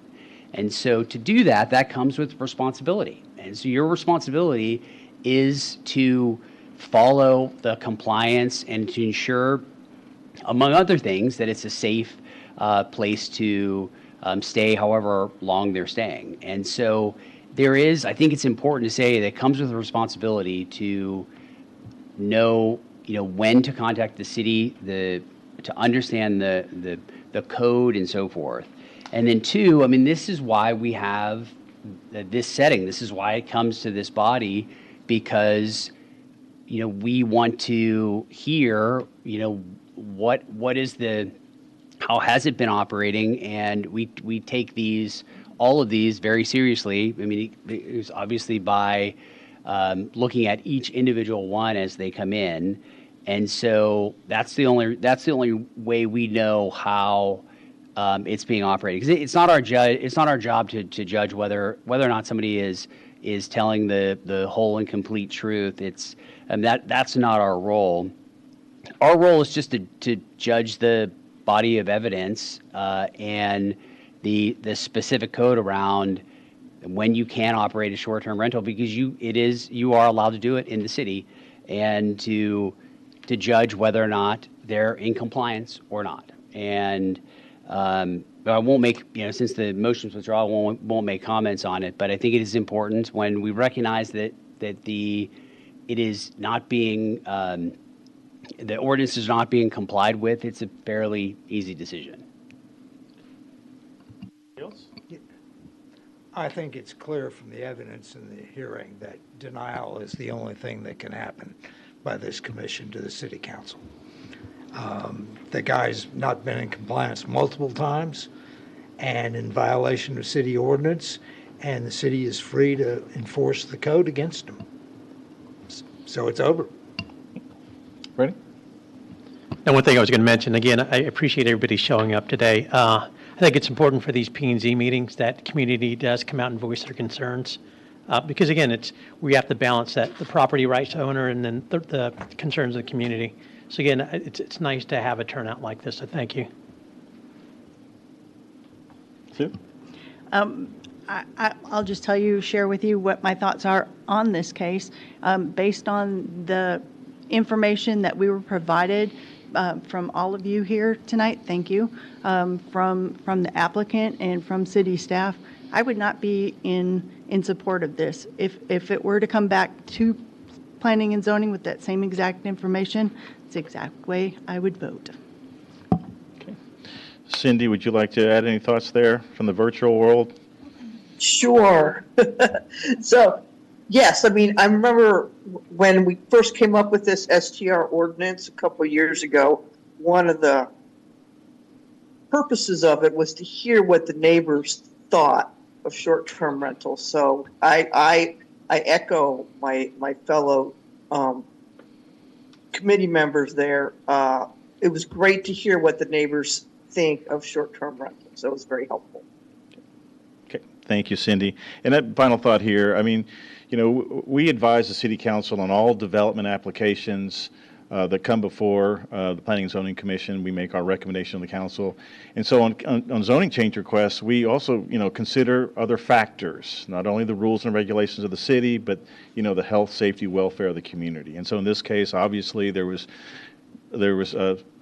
you know, as with all SDRs, the potential. My concern was 4 rooms, the operations were sketchy, so clearly there were issues there, but it was too much. But as we contemplate these kinds of cases going forward, they're a case-by-case basis, but, you know, we're looking at other factors in addition to the rules and regulations of our city to make our recommendation. So thank you very much for coming. You're welcome to stay as we move on. We have 2 more items. And then, I will, guys, thank you. I'll get you in the lobby here right after this, okay? All righty, so item 6, the public hearing was withdrawn. Item 7 on the agenda is an update on City Council. We met in pre-session to review those. There was no update other than it's application time for boards and commissions.